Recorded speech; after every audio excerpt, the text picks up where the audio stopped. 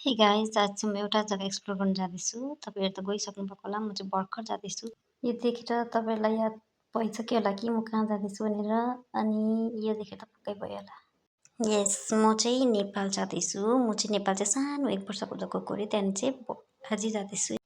नेपाल गएपछि चटपटी नखाने त कुरा आउँदैन। चटपटी चाहिँ एकदम दामी हुन्छ भनेको सुनेको थिएँ नि त नेपालको। साँच्चै नै दामी हुँदो रहेछ चटपटी चाहिँ, एकदमै दामी हुँदो रहेछ। सबैभन्दा मिठो चाहिँ मलाई चटपटी नै लाग्यो। त चटपटी खाइसकेर चाहिँ म चाहिँ गएँ ह्याप्पी ल्यान्ड। कहिलेदेखि जाने इच्छा थियो, दामी छ भनेको सुनेको थिएँ। यसले चाहिँ कस्तो छ,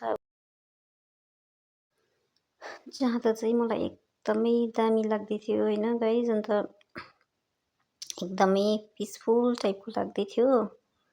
यो एरिया चाहिँ एकदम शान्ति खालके थियो नि त। जुन चाहिँ यो बाटो, जुन चाहिँ एरिया चाहिँ म हिँड्दैछु, त्यो एरिया चाहिँ एकदमै शान्ति, एकदम दामी खालके थियो। यसको भ्यूहरू हो, मजा आयो आउनु चाहिँ मलाई।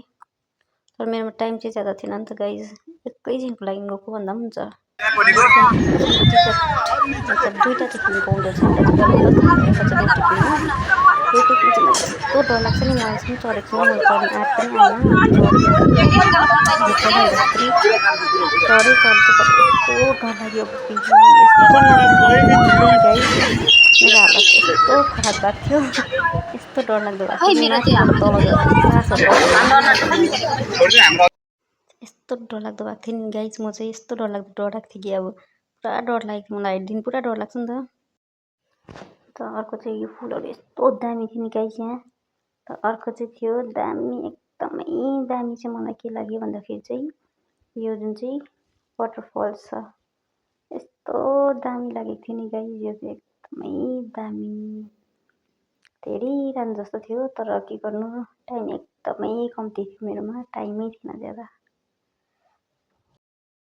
साँच्चै नै दामी रहेछ नि ह्याप्पी ल्यान्ड चाहिँ गाइज। जो पनि ह्याप्पी हुन्छ कि ह्याप्पी जस्तो स्याड मान्छे पनि ह्याप्पी हुने रहेछ। तर टाइम चाहिँ एकदम राखेर आउनुपर्ने रहेछ, घुम्नको लागि ज्यादा चाहिँ घुम्न सकिनँ। चाउमिन चाहिँ नेपालको भन्दा चाहिँ मलाई इन्डियाको नै मन पर्यो। त्यति यो कुनै कस्तो खालको स्मेल आउँदै थियो त्यसमा चाहिँ गाइस, त्यो भएर क्या।